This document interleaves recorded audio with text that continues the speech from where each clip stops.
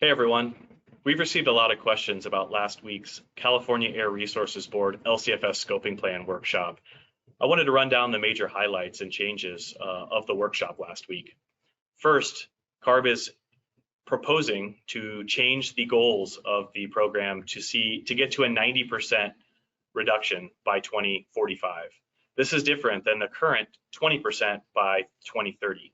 They propose three ways to do that, three alternatives. Alternative A, Alternative B, and Alternative C. Each of them change that 20% 2030 target that's currently in place. Option A, Alternative A, is proposed to be a 25% reduction by 2030.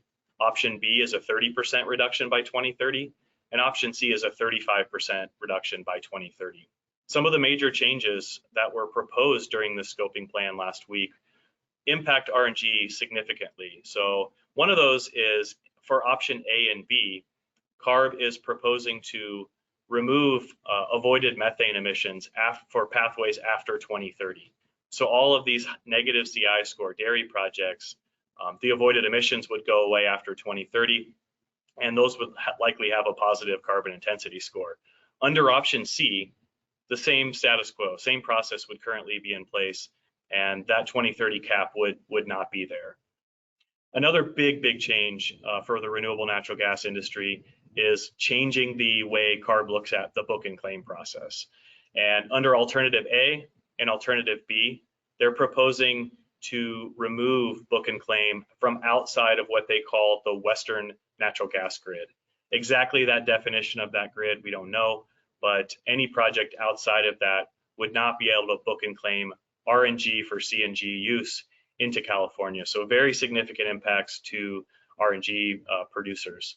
Under option C, no proposed changes. So every project would continue to be allowed to participate in the LCFS program, assuming they have that natural gas grid connection.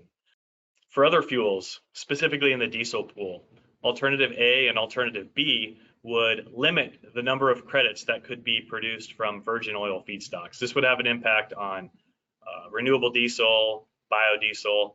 Under Alternative C, there was no changes to the program. It would continue to be operated the way it is. So we've seen a consistent theme across these three alternatives. Alternative A and B, some significant changes to how the LCFS program is implemented. Alternative C, increasing the goal by 30% and really operating the program as it currently stands. Here at EcoEngineers, we have a regulatory engagement team that is well equipped to help you draft those comments, to review those comments, led by Lisa Henke, who's our regulatory engagement director. We have someone in Sacramento, John Larea is our California regulatory engagement director. Both of them and our team are ready to help you.